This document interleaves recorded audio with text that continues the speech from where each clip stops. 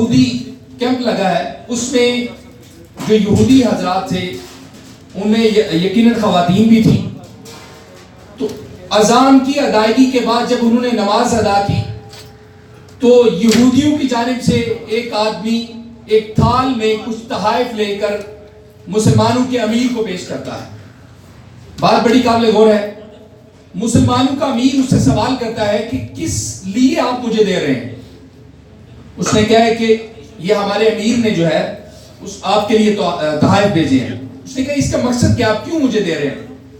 اس نے کہا جی امیر جو ہمارے امیر تھے ان کی بیٹی نے اسلام قبول کیا تھا، اس نے اسلام قبول کیا تھا، وہ کسی صورت اس کو چھوڑنا نہیں چاہتی تھی، لیکن آج جب مؤذن نے اذان پڑھی وہ اس کا تلخ لہجہ تھا، کرخت لہجہ تھا، جس کی بنا پہ اس نے اسلام چھوڑ دیا.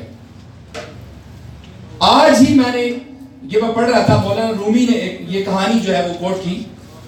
تو بات یہ ہے، مقصد یہ ہے کہ آج ہم جذبات میں آ کر کچھ ایسے الفاظ ادا کر دیتے ہیں جس کی بنا پہ بہت ساری جو ہے وہ تناؤ، محبت اور بھائی چارہ پیدا کرنے کی ضرورت ہے. آج ہمیں دوستیاں، بھائی چارہ بڑھانے کی ضرورت ہے، کیونکہ دشمن طاق میں بیٹھا ہوا ہے. آج امت مسلمان کو ایک ہونے کی ضرورت ہے، جو کہ ہم مختلف حصوں میں بٹ چکے ہیں، اور یہ ہمیں اپنے بات کرنے کی کوشش کرتا ہے.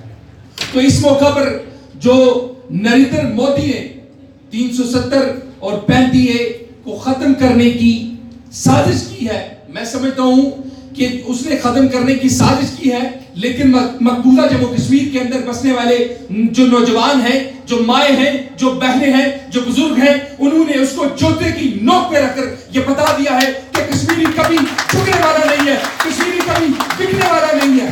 آج میں ان کو سلام پیش کرتا ہوں، آج میں ان کو خراج تحسین پیش کرتا ہوں. پھر بھی آج کچھ دن پہلے مقبوضہ جموں کشمیر کے کچھ نوجوانوں سے بات ہوئی، خدا کی قسم ان کو دیکھ کر رونا آیا کہ آج وہ جنگ لڑ رہے ہیں، آج ان کے گھروں کے اندر ماتم